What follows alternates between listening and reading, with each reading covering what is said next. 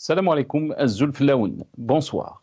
Le journaliste algérien Raouf Harzallah, correspondant et chef de bureau à Alger au service de plusieurs chaînes de télévision arabes et internationales comme Al Arabiya, vient d'adresser une vidéo postée sur les réseaux sociaux, un message inédit au président Abdelmadjid Tebboune. Un message dans lequel il raconte son incroyable mésaventure en Algérie où il a été soumis arbitrairement à une interdiction de sortir du territoire national, ISTN, sans aucune notification judiciaire et sans la moindre enquête l'inculpant officiellement d'un quelconque crime. L'histoire de ce journaliste algérien illustre l'état actuellement calamiteux des libertés individuelles et publiques en Algérie. D'une semaine à une autre, le modèle répressif du pouvoir algérien se confirme de plus en plus avec une cadence accentuée et effrayante.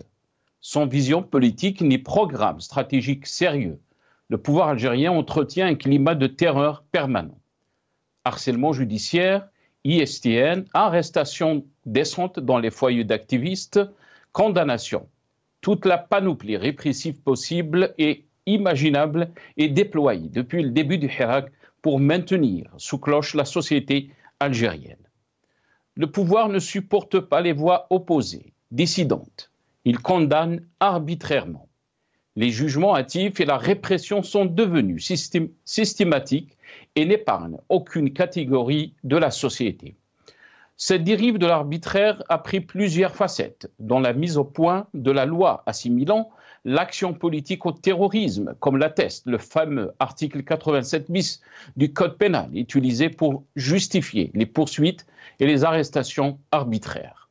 Contrôler, surveiller, empêcher, limiter, entraver, tous les verbes qui accompagnent l'autoritarisme, voire le totalitarisme, sont valides pour qualifier les lois liberticides qui ont été adoptées récemment, comme la loi sur l'information et les médias écrits, électroniques et audiovisuels, la loi sur l'activité syndicale et associative, la criminalisation de l'action politique est érigée en système.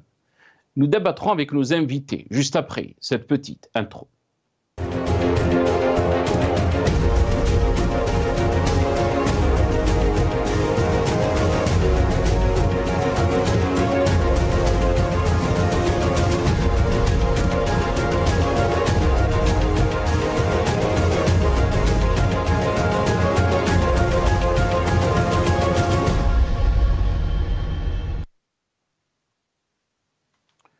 Le journaliste Raouf Harzallah, visé par une ISTN, et fait appel à Tebboune. C'est le titre de notre émission pour ce soir. Et pour en parler, j'ai le plaisir d'accueillir dans cette émission Mohamed Amzian Rahmoun, qui est représentant de Riposte International, une ONG qui défend les droits de l'homme et les libertés. Il est avec nous depuis Londres. Mohamed Amzian Rahmoun, bonsoir. Merci beaucoup d'avoir accepté l'invitation à Zulflaoun. Bonsoir Nassar, bonsoir à tous vos invités et bien sûr bonsoir à tous les téléspectateurs. Merci pour votre invitation. Merci beaucoup Mohamed Amzian Rahmoun d'avoir accepté l'invitation. Mais aussi on a avec nous M. Omaret Mokhtar, militant politique. Il est avec nous aussi par téléphone depuis Paris. Omaret Mokhtar, bonsoir. Merci beaucoup d'avoir accepté l'invitation.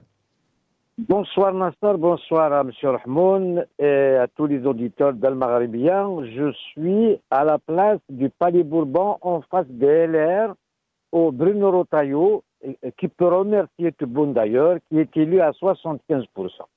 Voilà. Donc Bruno Retailleau a été élu président de son parti. Il peut remercier Tebboune. C'est lui qui a fait une cible. Voilà l'effet que ça produit, l'effet boomerang enfin. Donc, on a essayé même de l'évincer du gouvernement.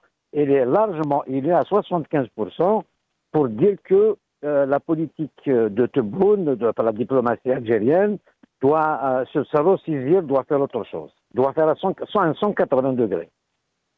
Très bien. En tout cas, on va revenir par rapport à cette information à Malet Tourtar concernant donc cette crise qu'il y a entre Alger et Paris. Merci beaucoup d'avoir accepté l'invitation, Sir Omar. On va juste vous montrer ce passage, donc cette vidéo qui a été postée par le journaliste donc Raouf Harzallah. bien sûr, qui parle de sa situation, interdiction de sortie du territoire national, frappé donc par cette ISTN, mais aussi il a fait un appel à Abdelmajid Tebboune. On l'écoute. سيد الرئيس، أنا أعرفك شخصيا منذ كنت وزير للاتصال وتعرفني جيدا كما أعرفك، لذلك هنا أتوجه إليك شخصيا بصفتك رئيس وبصفتك القاضي الأول في البلاد. وجدتني الدولة الجزائرية في عديد من المحطات الكبرى وساعدتها وأفتخر بذلك وأنت تعلم ومحيطك الأمني يعلم أيضا. أنا يا سيد الرئيس ولا أدري لماذا وما هي الأسباب وما هي التداعيات وما هي الخلفيات، وجدت نفسي تحت قرار المنع من السفر في الجزائر. لذلك أطالبك الآن شخصيا وحسب ما ينص عليه الدستور أيضا أن تفتح تحقيقا عاجلا في قضيتي. Voilà, donc cette vidéo a été postée sur les réseaux sociaux. L'appel donc de ce journaliste algérien, connu bien sûr, surtout, il était correspondant, mais chef de bureau de plusieurs chaînes du Moyen-Orient, dont la chaîne Al Arabiya.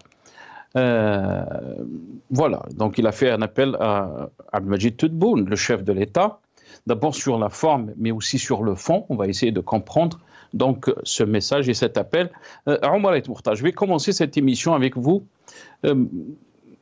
Cet appel qui a été fait par ce journaliste, donc Raouf Harzallah, qui a été visé par une ISTN, donc une interdiction de sortie du territoire national. Omar El Mokhtar, beaucoup d'Algériens ont été visés depuis le début du Hirak, des journalistes, des militants politiques, mais aussi des chefs de parti. Mais aussi les Algériens qui vivent à l'étranger aussi, Omar El Mokhtar, qui sont aussi interdits de rentrer en Algérie, où ils peuvent rentrer, mais malheureusement, ils peuvent avoir des soucis, des problèmes. Quelle est votre lecture par rapport... Je vais vous donner la parole, c'est Omar. Quelle est votre lecture par rapport donc à cet appel sur la forme, mais aussi sur le fond, puisqu'il a fait un appel à Abdelmajid Tebboune? On va se poser la question, pourquoi donc faire appel à Abdelmajid Tebboune? Omar El Mokhtar. Raouf, Hafidullah, Allah yahfidhou, tu as commencé par dire c'est un grand journaliste. Et là, il fait appel à Abdelmajid Tebboune. Il dit le connaître personnellement. D'ailleurs, il a rencontré même le ministre de la Communication, celui qui a dit à 40% d'ISTN en Algérie. Mais grand journaliste qu'il est, s'il est représentant des médias arabes, je ne sais quoi, il sait très bien qu'il y a beaucoup d'ISTN arbitraires en Algérie, il n'en a jamais parlé. Voilà. Donc aujourd'hui, il se plaint. Oui, mais il va régler son problème personnel. Le problème est général en Algérie. Il y a beaucoup d'ISTN arbitraires, des commerçants, des chefs d'entreprise, des ministres, je ne sais quoi. Ils distribuent les ISTN comme des fleurs. Donc ce journaliste, donc moi je vais arrêter de l'appeler journaliste. D'ailleurs, il est connu pour son anti-kabylisme, pour le dire, hein, ça n'échappe à personne. Donc c'est malheureux qu'un journaliste, d'ailleurs lui, il paraît que c'est pour une affaire de corruption. Les ISTN d'ailleurs se marchandent. Vous savez, on colle une ISTN à quelqu'un et on lui envoie derrière des gens, on lui soutient de l'argent et il sort. Voilà comment ça se passe en Algérie. C'est une mafiocratie. Ce n'est pas nouveau, donc ce genre de... Il faut profiter justement de l'appel de ce journaliste qui ne m'intéresse pas du tout. D'ailleurs, il s'est sauvé. Il a trouvé un chemin par la Tunisie. Il a une double nationalité canadienne, je crois. Il est parti. Donc après, moi, je ne m'incline pas devant ça. Je m'indigne sur l'état général, pas pour son cas, bien sûr. Très bien. Il faut rajouter aussi, ceux qui ont peur de rentrer au pays, c'est des GSTN aussi de fait. Donc on sait tous, si on rentre en Algérie, tu te fais arrêter pas pour tes idées. pour ce que tu penses. Si tu es contre tout le monde, tu vas en tort, tu vas t'arrêter. Et ça, on le sait. Si tu es kabyle, si tu es je ne sais quoi. Donc, voilà, Rachid terroriste, donc si tu es de Rachid, on t'arrête. Le Mac terroriste, donc si tu es du Mac, on t'arrête. Si tu es contre la politique de Tebboune, on t'arrête. Donc, voilà. Alors, ce journaliste, il faut profiter de cet appel pour faire l'effet boomerang. Moi, il ne m'intéresse pas, ce journaliste. Allah yahfadou, Adam Kouli, Aïsabal yahfadullah, normalement yahfadou, donc Allah yahfadou. Voilà. Voilà ce que j'ai à dire. Très bien. Omar, c'est très bien, Omar et Mokhtar, vous avez soulevé, bien sûr, des points qui sont très, très intéressants sur la situation aussi du pays, mais aussi cette situation du STN touche beaucoup d'Algériens. Donc on va revenir sur ça, bien sûr, Omar et Mokhtar. Mohamed Amzian Rahmoun, la question est à vous, bien sûr, en quoi nous renseigne cet appel et cette situation du journaliste Raouf Harzallah. Premièrement, un appel public est un acte politique, qu'on soit bien d'accord, parce que si il aurait pu trouver d'autres canaux d'expression pour envoyer son message directement au président algérien, Abdelmadjid Tebboune, dans la mesure où il demande une enquête par rapport à son cas. Donc c'est un acte politique. Et puis, pratiquement dans son intervention publique, il parle aussi qu'apparemment c'est une affaire de corruption dont il n'est pas réellement touché, puisqu'il a pu dormir dans des hôtels, il a pu avoir son passeport renouvelé rapidement. Donc il pose des questions sur pourquoi il est sous STM. Mais qu'est-ce qu'on peut retenir aussi? C'est que si ce journaliste a pu faire ce témoignage, a pu s'échapper par la Tunisie, après partir tout simplement en utilisant un autre passeport qui est celui du Canada, donc il a la nationalité, j'imagine, canadienne. Donc ce n'est pas le cas de tous les Algériens. Beaucoup d'Algériens sont sous ISTM, certains Algériens sont à l'étranger et ne peuvent pas retourner. Maintenant, le message avec les 40% ou moins ou plus d'Algériens qui peuvent être sous ISTM, tout le monde va avoir peur de rentrer en Algérie. Et bien sûr, nous ne parlons pas de ceux qui sont déjà, ils le savent, ils sont sous ISTM. Donc le climat de peur va tout simplement, ça va rajouter au climat de peur qui existe un autre climat, plutôt d'autres ingrédients pour que la peur se généralise davantage, alors que nous avons atteint des seuils je dirais tout simplement, le système algérien a fait en sorte, depuis 2019 à ce jour, de maintenir une ambiance de peur généralisée, d'autant plus que l'article 87 bis est comme une épée de Damoclès sur toute personne qui pourrait faire une analyse critique à l'encontre de ce que le régime algérien veut ou entend. Maintenant, si vous me permettez, sur le volet technique. Le volet technique, déjà, il faut savoir que la constitution algérienne en elle-même consacre la liberté de circulation, que ce soit en Algérie ou en dehors de l'Algérie, c'est l'article 49, vous pouvez le vérifier. Il y a encore l'ordonnance dont j'ai quelques informations, c'est l'article 36 bis de l'ordonnance numéro 1502 de 2015. Cette ordonnance clarifie, si vous voulez, dans quelle mesure un procureur peut, pas automatiquement, émettre une ISTN. Et il se trouve que c'était même ISTN, elle ne peut être émise qu'une seule fois pendant une durée de 3 mois et elle est renouvelable une seule fois. Vous comprenez? Alors que dans les questions... Désolé, Mohamed, juste pour... vous êtes en train de voir donc à l'écran et vous avez parlé de la Constitution. Mohamed Amzian Rahmoun, et là on peut voir l'article 49, tout citoyen le droit de choisir librement le lieu de sa résidence et de circuler librement sur le territoire national. Le droit d'entrée et de sortie du territoire national lui est garanti. Toute restriction à ces droits ne peut être ordonnée que pour une durée déterminée par une décision motivée de l'autorité judiciaire. Là, la Constitution est très claire, Mohamed Amzian Rahmoun. Oui, la Constitution, c'est l'article de Constitution, et en même temps, il y a l'ordonnance, donc si vous voulez, l'article 36 bis de l'ordonnance 1502, qui clarifie, si vous voulez, comment émettre des ISTN. Donc c'est le procureur qui peut, c'est pas automatique. Et il est renouvelable une seule fois, j'ai dit la durée de 3 mois. Mais aussi, chose qui est importante, sauf dans les affaires de corruption, ou les affaires liées au terrorisme. Or, l'article 87 bis, ce n'est qu'un exemple. Tout le monde craint cet article. Donc si vous vous retrouvez être accusé d'être un terroriste et en même temps la justice prend du temps à vous juger, vous pouvez vous retrouver avec des années comme ça sans quitter le territoire. Il y a aussi des cas, d'ailleurs certains avocats vous le diront, et d'autres enquêtes qui ont été incompréhensibles. C'est-à-dire les personnes, et l'exemple de ce journaliste est patent.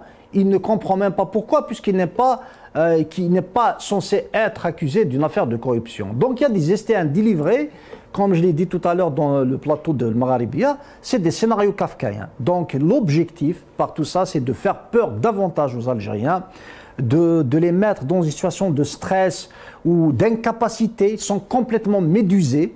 Mais en parallèle, il y a d'autres affaires qui se font, il y a des projets de loi qui passent, il y a des négociations stratégiques qui passent. Les Algériens, c'est-à-dire on les pousse à ne pas se focaliser sur les vraies questions d'ordre stratégique qui touchent leur vécu et l'avenir de l'Algérie.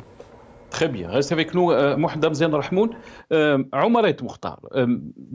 Mohamed Amzian Rahmoun, peut-être on en a parlé par rapport, donc, il a annoncé le chiffre de 40%, puisque ce chiffre a été prononcé dans l'appel du journaliste Raouf Harzallah. Il a dit, et c'est une information qui est un peu qu'on n'arrive pas à comprendre, puisque le ministre de la Communication, et ça c'est dans son appel du journaliste Raouf Harzallah, il lui a dit que 40% des Algériens sont sous ISTN.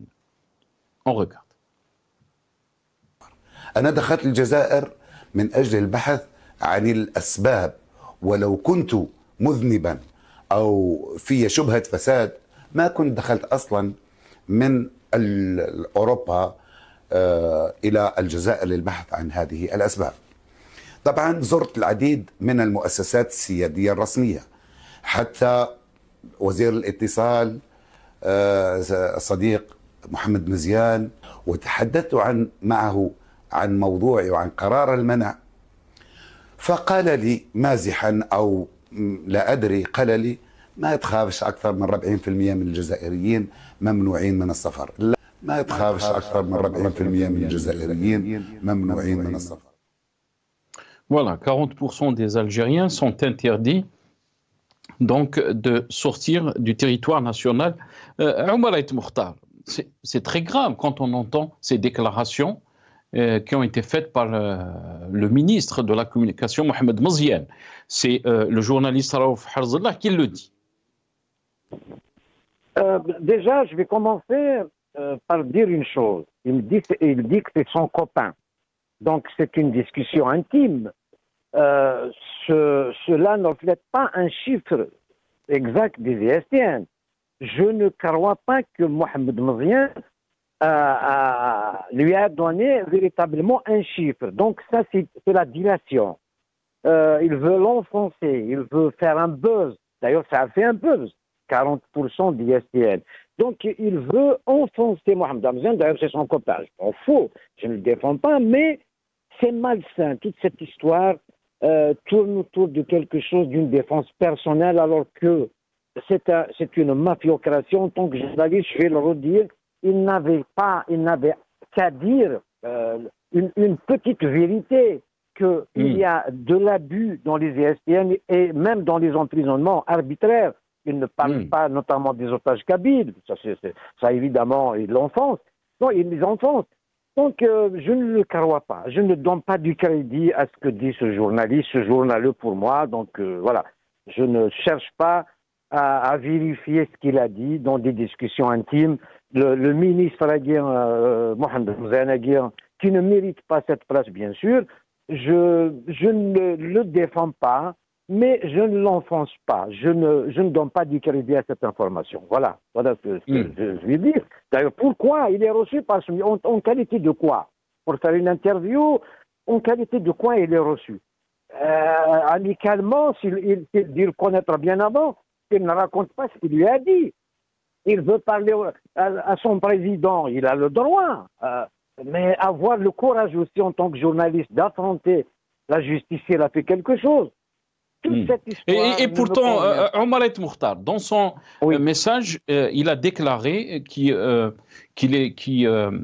a beaucoup aidé l'Algérie, qu'il était au service de l'Algérie, malgré qu'il travaille avec des chaînes étrangères.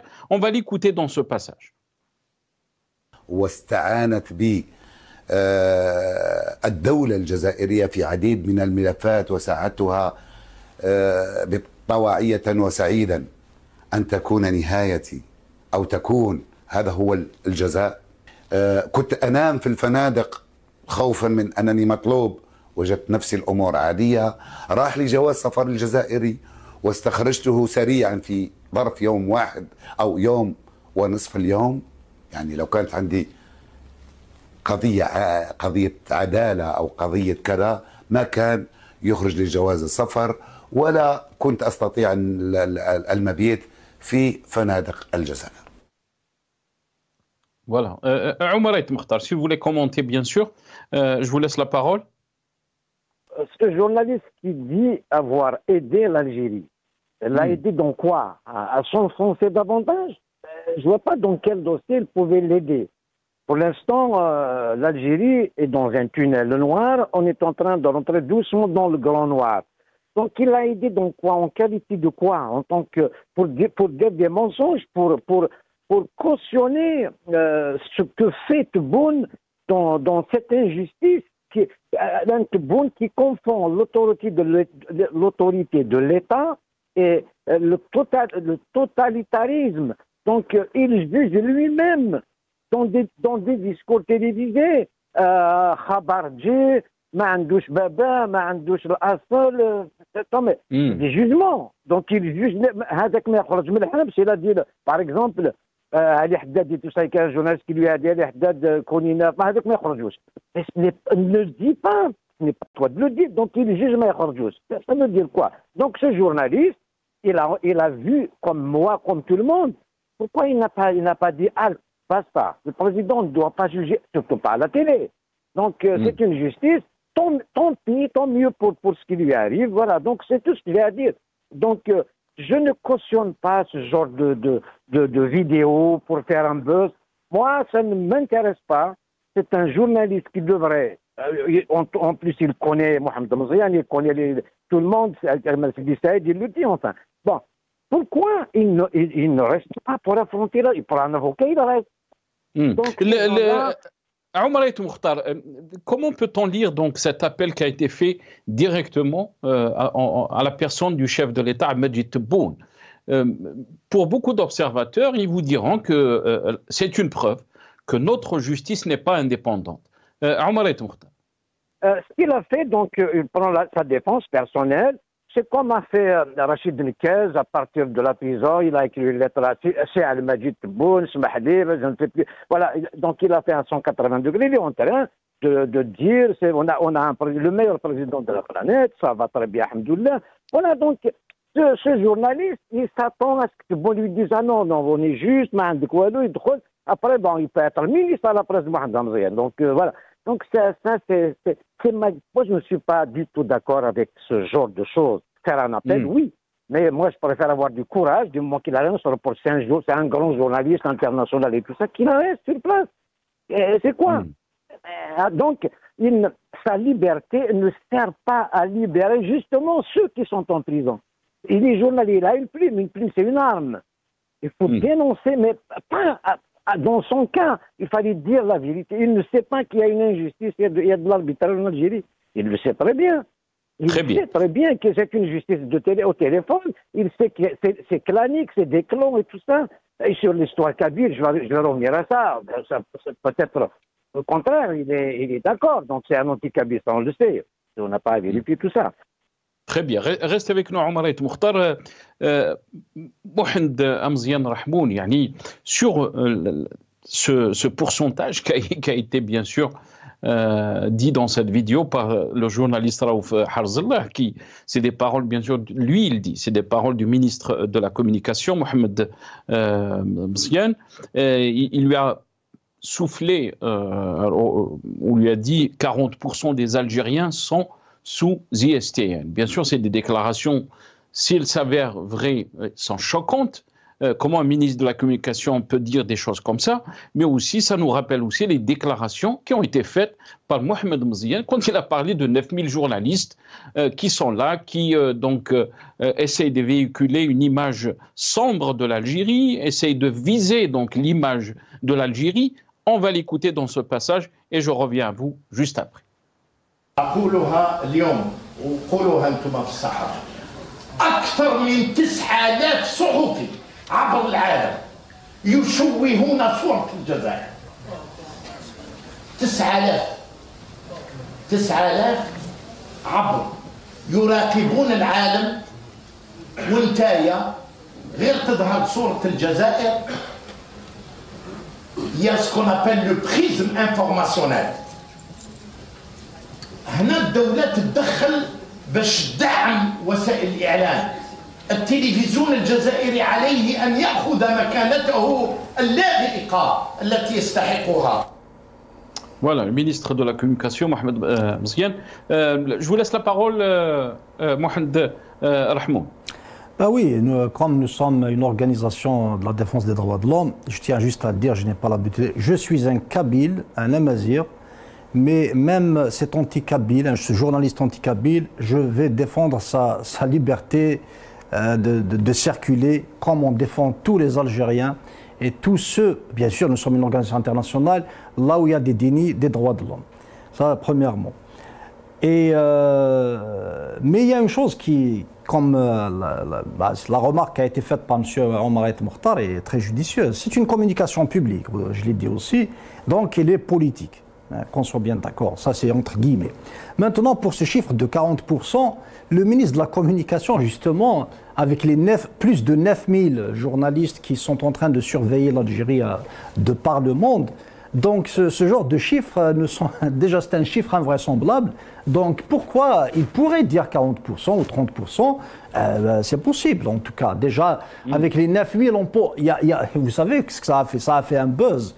Avec 9000, où ils travaillent pour où, ils travaillent pour qui, pardon, pour quel chèque, pour quelle chaîne, qui finance, etc. etc. Donc c'est 40% d'Algériens qui pourraient être sous ISTM, vous savez, on pourrait dire oui, pourquoi pas, en tout cas. Enfin, on ne sait pas exactement le chiffre, on aimerait bien savoir le chiffre parce que c'est un chiffre énorme, ça représente à peu près dans les alentours de 18 millions. Mais ça, si c'est par plaisanterie, d'ailleurs même le journaliste le dit, c'est pour ça que c'est une plaisanterie. Il n'a pas été affirmatif pour dire, il a même dit que c'est possible, d'après le ministre, ça peut être vrai, ça peut être une plaisanterie.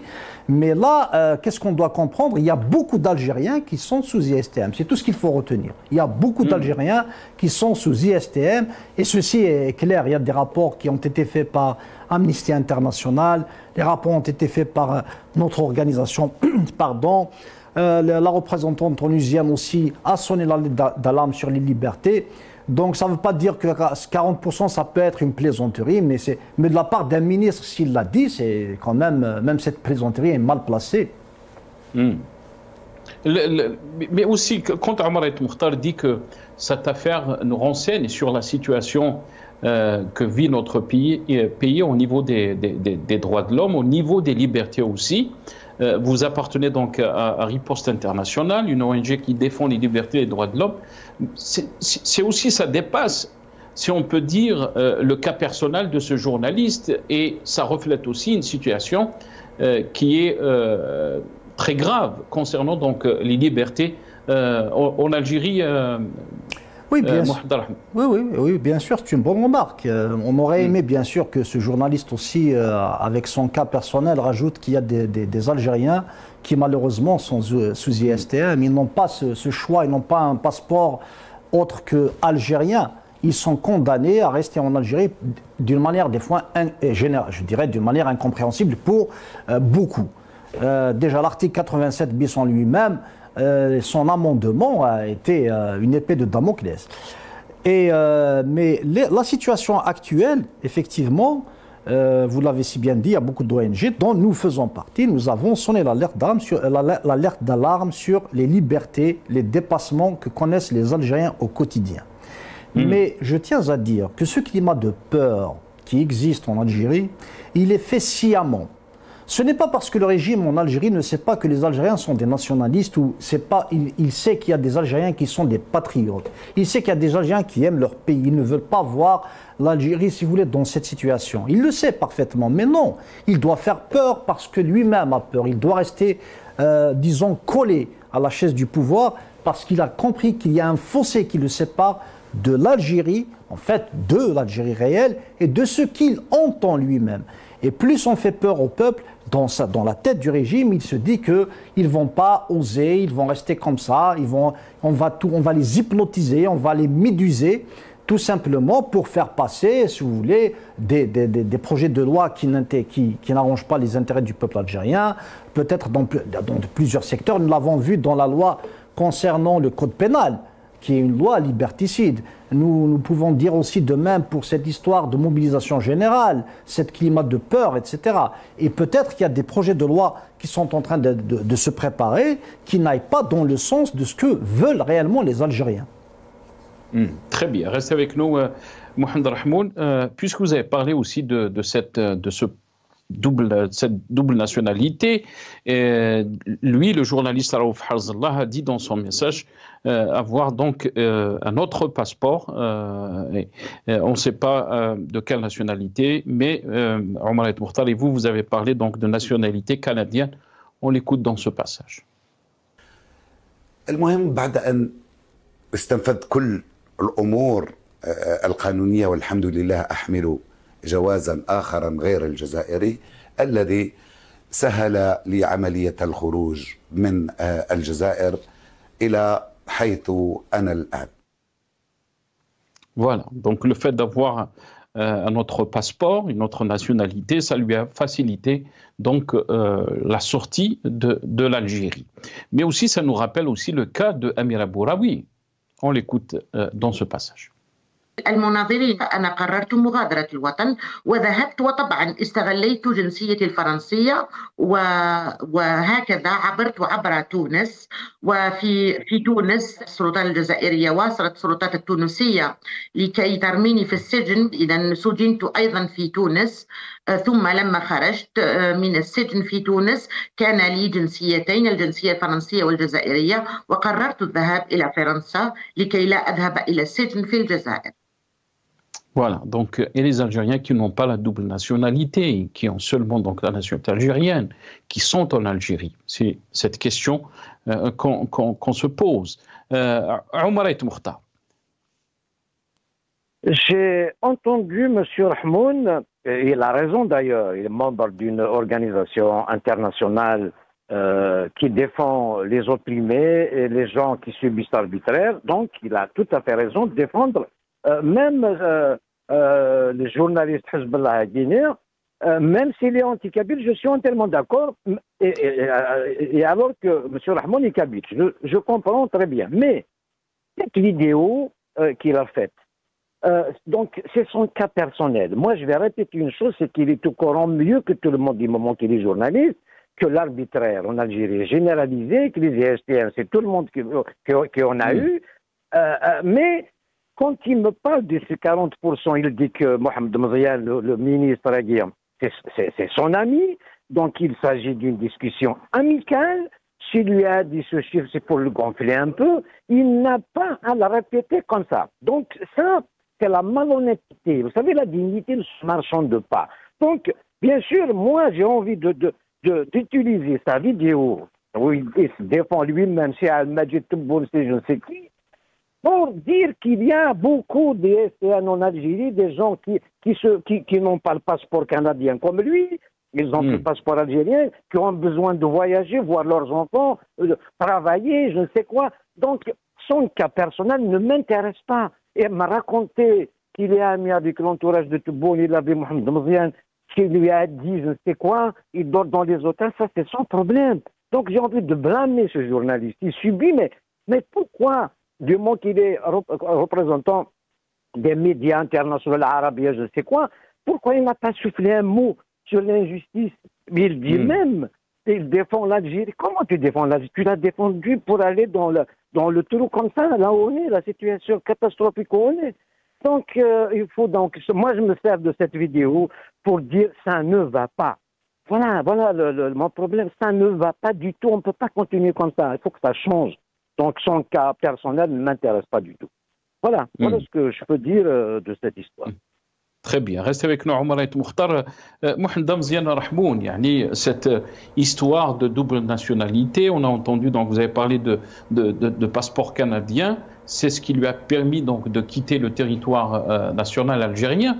Mais malheureusement, cette situation n'est pas le cas de milliers d'Algériens qui sont sous ISTN, qui ont été poursuivis en justice, qui sont emprisonnés.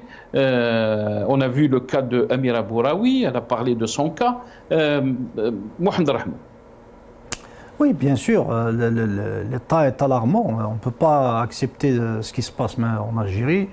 Des personnes qui ne peuvent pas avoir une double nationalité ou qui ne peuvent pas trouver des voies pour quitter le territoire algérien et se retrouver ailleurs sont donc tout simplement ils sont ligotés en Algérie et ils risquent à chaque fois qu'ils essaient de faire quelque chose d'avoir des problèmes énormes et inextricables. C'est pour ça que la situation des droits de l'homme en Algérie est alarmante. Et regardez, le régime algérien, il a fait quoi? Donc, M. Omar Mokhtar vient de nous donner donc, un chiffre, donc il vient de nous annoncer la victoire du Premier ministre. Ça veut dire que même la politique adoptée du régime algérien à l'encontre du ministre de l'Intérieur, et je me souviens l'avoir dit que tout ce qu'il fait est contre-productif, voilà là, le résultat. Donc maintenant, là, vous parlez de Bruno Retailleau. Oui, bien sûr. Regardez le résultat. Toutes les politiques qu'il fait seront... C'est l'inverse, c'est l'effet inverse qu'on produit, que le régime algérien est en train de produire. Donc, donc vous passez tout ce qui s'est passé comme échange, comme crise entre Alger et Paris. On accusait bien sûr Bruno Retailleau et aujourd'hui, donc, il a été élu à la tête de son parti. Voilà, bien, juste pour éclairer l'opinion publique. Oui, bien sûr. Et ceci, tout simplement, ça lui donne une position de force pour être candidat à la présidentielle. Il faut quand même faire des lectures, il faut réfléchir. Et est-ce que l'Algérie maintenant pourrait encore, avec un gouvernement, imaginons un gouvernement français qui va continuer sur la lancée de Bruno Retailleau, est-ce que ça arrange vraiment le régime algérien? Est-ce que les portes qu'il essaie d'ouvrir vers les États-Unis d'Amérique, etc., peuvent être la solution? Donc à ce stade, on ne peut pas parler, ce n'est pas l'objectif de cette émission surtout, mais on va parler uniquement de l'ordre du jour. Mais chose qui est sûre et certaine, c'est qu'il se trompe de politique, ça c'est clair.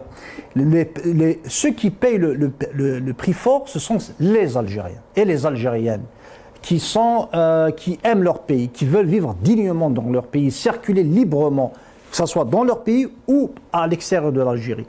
Et ce genre d'histoire qu'a connu ce journaliste ou Amira Bouraoui et d'autres Algériens, parce que eux ils sont connus, ils peuvent parler publiquement, et entre guillemets, je tiens à répéter, puisque le journaliste a choisi une communication publique, c'est un acte politique.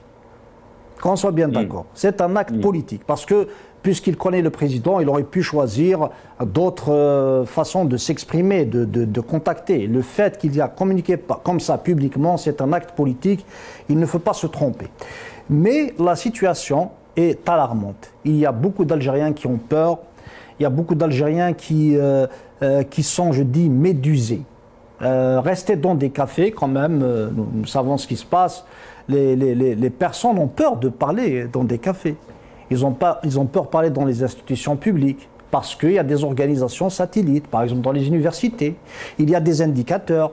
Il y a des personnes qui passent leur temps à espionner les gens, ce qu'ils disent pas. Donc c'est où cette situation de peur qui rappelle, si vous voulez, l'époque stalinienne. Vous savez qu'en Russie, il y avait une histoire, bon, j'arrive pas à retenir les noms, c'est pas un problème, où un petit garçon a dénoncé son père comme étant un anticommuniste. Et le garçon a été considéré comme étant un héros. Nous sommes en train d'aller vers des situations de ce genre de scénario avec ces histoires-là d'ennemis extérieurs, d'ennemis intérieurs, etc. Donc peut-être, et si, j'espère que non, la situation va se corser davantage. Peut-être qu'il y aura des personnes qui vont dénoncer des membres de leur famille. Et ils vont être considérés comme étant des héros, alors que les autres, ce sont des anti-algériens. Ils vont être qualifiés de tous les noms. Voici le bon Algérien, voici le mauvais Algérien. Donc, justement, comme l'humanité, parce qu'il ne faut pas prendre l'Algérie et penser que l'Algérie vit en parallèle de l'humanité. L'humanité est passée dans plusieurs étapes d'histoire. Il y avait des guerres de religion, il y avait des dominations de religieux. Après, il y avait des dominations d'une bourgeoisie, il y avait des dominations de certaines classes, donc de la domination aristocratique à la domination bourgeoise, après la révolution bolchevique. Combien d'expériences humaines a vécu l'humanité? Est-ce qu'on va remettre en cause toute cette histoire humaine et on va se dire que nous, l'Algérie, nous allons progresser en parallèle? Il faut prendre expérience de toutes les expériences humaines pour savoir qu'est-ce qu'on va faire d'une Algérie qui s'est libérée par le sang. Très très bien. Reste avec nous, Mohamed Rahmoun. Omar et Moukhtar, cette approche répressive qu'a dit notre ami Mohamed Amzian Rahmoun, cette politique répressive qu'on a vue depuis surtout 2019, depuis le Hirak, est-ce que vous pensez que c'est une force pour le régime et le régime est en position de force ou c'est un signe de faiblesse du régime? On entend souvent donc que l'Algérie, le peuple algérien doit faire union par rapport donc aux défis sécuritaires, par rapport à ceux qui veulent s'attaquer à l'Algérie, parce que l'Algérie est visée, le peuple algérien doit être uni pour faire face donc à tous ces défis sécuritaires. Est-ce que vous pensez que c'est une force du régime ou bientôt, ou plutôt c'est une faiblesse, Omar et Moukhtar? Bien sûr que c'est une faiblesse et ça prouve que le pouvoir a peur du peuple. L'effet donc qu'a fait le Hirak, donc c'est la répression qui s'est abattue sur le peuple algérien. Son appareil répressif est intact. Ah oui, pour emprisonner, arrêter, frapper, ça, ils ont là. Vous savez combien de policiers qu'il y a en Algérie? Le nombre est astronomique, de gendarmes et tout ça, les services de sécurité. Donc les gens sont tétanisés. Vous avez comparé tout à l'heure Amira Bouraoui à ce journaliste Hezbollah. Non, Amira Bouraoui, elle s'est battue. C'est une militante. Elle a défendu les autres pendant qu'il était en liberté. En Algérie, elle a été arrêtée. Non, c'est juste par rapport. Non, c'est pas ça. Parce qu'elle a utilisé le passeport, son deuxième passeport. Elle-même, elle a dit que j'ai un passeport français. C'est ce qui m'a permis donc de partir de l'Algérie. Et c'est la même chose. Ce qu'il a dit lui aussi, le journaliste en question, Omar et Moukhtar, il avait donc une autre nationalité. C'est par rapport à ça. Ce n'est pas la même chose. Amira Bouraoui avait ses deux enfants en France chez le père, divorcé de mari qui est français. Elle a eu sa nationalité. Ça fait longtemps qu'elle n'a pas quitté l'Algérie. Elle travaille là-bas. Elle est médecin. Donc, elle est persécutée, la pauvre. Elle a utilisé le passeport de sa mère pour aller en Tunisie. On connaît toute la gymnastique et tout ça. Donc, voilà. Elle a fui parce que sinon, elle allait en prison. Elle était persécutée. Contrairement à ce journaliste. Je dis que ce journaliste n'a pas fait ce qu'il faut. Maintenant, cette vidéo, alors qu'il dit que bon, je connais, Mohamed Mouzen l'a reçu, mais il n'avait pas à fuir. Par contre, maintenant, cette nationalité algérienne, il faut absolument revenir sur cette question. Autant bien les biens mal acquis en Algérie, vous savez, quand la France est partie, toutes les villes coloniales, Alger, Oran, qui a pris ces appartements? Parce que j'ai vu tout à l'heure la même journaliste Ben Brahim qui a condamné dans une vindicte populaire, comment il s'appelle, le journaliste Kamal Daoud, elle parlait des biens, des accords d'Évian. Ce pouvoir est faible et puis incompétent. Il ne sait pas ce qu'il fait.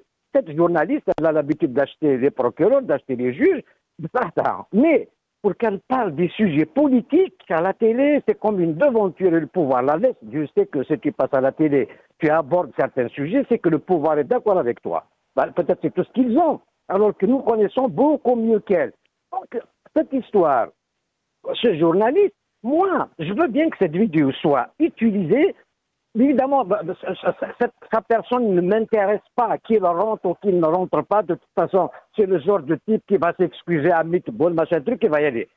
Mais profitons pour en parler de la situation, de cette répression qui s'abat sur le peuple, et on a muselé tout le monde. Les gens ont peur de sortir, de rentrer, de parler, de militer, même les partis politiques.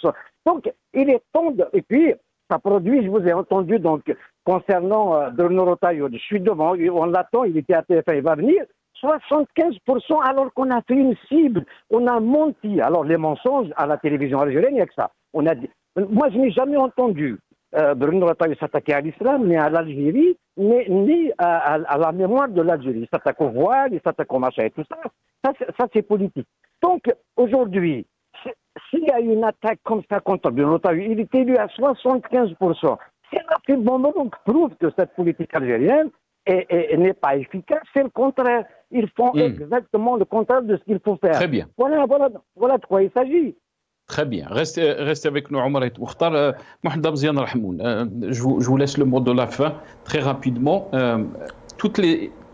Omar Mokhtar est en train de dire que toutes les politiques qui ont été entreprises depuis 2019 sont contre-productives, que ce soit à l'échelle intérieure, mais aussi à l'échelle extérieure, puisque vous-même, vous avez parlé que ces politiques donc, ont fait propulser Bruno Retailleau à la tête de son parti, cette crise qui est entre Alger et Paris. Comment vous voyez les choses évoluer si on continue à gérer l'Algérie avec les mêmes politiques qu'on est en train de voir s'appliquer aujourd'hui?